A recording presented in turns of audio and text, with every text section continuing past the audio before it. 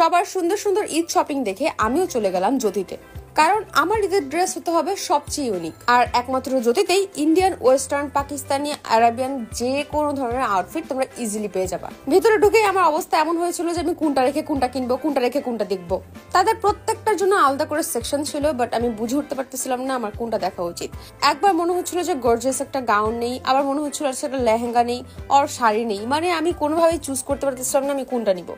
আর তাদের readymade three পিসের collection দেখে তো আমার পুরো মাথায় ঘুরে যাচ্ছিল। আমার ইচ্ছা হচ্ছিল আমি সব ধরে ধরে একটা একটা করে ট্রায়াল দিই। এই দেখো এই সুন্দর সুন্দর লেহেঙ্গা আর এই গাউন গুলা কি সুন্দর। আমার ইচ্ছা হচ্ছিল আমি এখনই বিয়ের জন্য জামা কাপড় কিনে নিয়ে যাই। বিশেষ করে এই লেহেঙ্গাটা আমার সবচেয়ে পছন্দ ছিল। শুধু সব রকমের ড্রেসেস না, জ্যোতিতে আরো আছে ডায়মন্ড কাটের জুয়েলারি, জয়পুরি, কুন্দন, কোনো কিছু ওদের এখানে বাকি নেই যে নাই।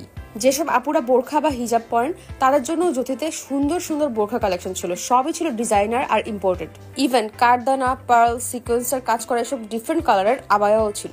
আর তাদের ব্যাগের কালেকশনের কথা নাই বলি। আমার এই সিম্পল ড্রেসটার সাথে যখন আমি ক্লাচগুলো হাতে নিচ্ছিলাম তোমরা দেখতেই পাচ্ছ পুরো লুকটা কিন্তু চেঞ্জ হয়ে যাচ্ছিল। সো ঈদের জন্য আমি কয়েকটা ডিফারেন্ট লুক প্ল্যান করি আর আমি 5টা ড্রেস সিলেক্ট করে ট্রায়াল দিতে চলে গেলাম। প্রথমে আমি পরে নিলাম এই সুন্দর সিলভার কালার শাড়িটা, তার সাথে আমি পেয়ার আপ করেছি এই রয়্যাল ব্লু কালারের ব্লাউজটা আর সুন্দর একটা ক্লাচ। ইন্ডিয়ানের শাড়িটা পুরো একটা পার্টি লুক দিচ্ছিল। আমি পুরো লুকটা বোঝার জন্য ম্যাচিং করে কিছু ডায়মন্ড কাটের চুড়ি আর সুন্দর একটা ইয়ারিংও নিয়ে নিয়েছিলাম। শাড়িটা এতই গর্জিয়াস যে ঈদ অর পার্টিতে এটা হতে পারে তোমার জন্য একটা বেস্ট চয়েস। যেহেতু সবাই ঈদে একটু আনারকলি বা গাউন টাইপ ড্রেস পরে, তাই আমি চুজ করলাম এই ইন্ডিয়ান পার্টি ড্রেসটা ওভারঅল এমব্রয়ডারি করা ছিল আর সেই সাথে পার্লার ওয়ার্কও ছিল। আমার কাছে মনে হয়েছে ঈদের সকালে পরার জন্য এটা একটা বেস্ট আউটফিট। এর সাথে ম্যাচিং করে আমি একটা ক্লাচ নিয়ে নিয়েছিলাম আর ডায়মন্ড কাটের সিম্পল একটা সেট আর হাতের রিং পরে নিয়েছিলাম। এটার কাজটা এতই সুন্দর ছিল আমার ড্রেসটা খুলতে ইচ্ছা হচ্ছিল না।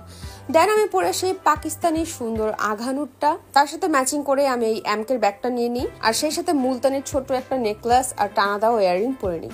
সেই সাথে আমি পেয়ার আপ করে এই সুন্দর জুতিটা। ঈদের দুপুরে কারো বাসার দাওয়াত অ্যাটেন্ড করলে অথবা ফ্রেন্ডদের সাথে হ্যাং আউটে গেলে এই ড্রেসটা একদম পারফেক্ট। আমি এই ড্রেসের সাথে ম্যাচিং করে কিছু রিং আর ব্যাঙ্গলও পরে নিয়েছিলাম। I was looking beautiful.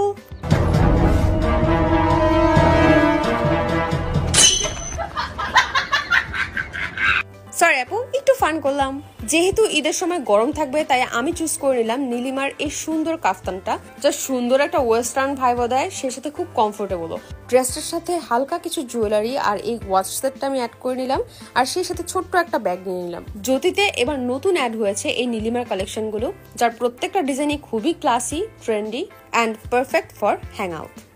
Lastly আমি ট্রাই করলাম এই সুন্দর কটনের মধ্যে ইন্ডিয়ান আউটফিটটা। ড্রেসটার মধ্যে ছিল খুবই সুন্দর করে এমব্রয়ডারি ওয়ার্ক আর সেই সাথে অর্গানজার দোপাট্টা পুরো ড্রেসটাকে খুব গর্জিয়াস একটা লুক দেয়। যারা অর্গানজা, সিল্ক আর জর্জেটের ফ্যাব্রিক গুলোতে কমফোর্টেবল না, তাদের জন্য এই ড্রেসগুলো খুবই পারফেক্ট আর কমফোর্টেবল চয়েস। সো গাইজ, আমাকে কোন ড্রেসটা সবচেয়ে বেশি ভালো লেগেছে আর বলো তো আমি কোন ড্রেসটা চুজ করেছি, আর জ্যোতি থেকে তোমরা কোন ড্রেসটা নিচ্ছ কমেন্টে জানাও।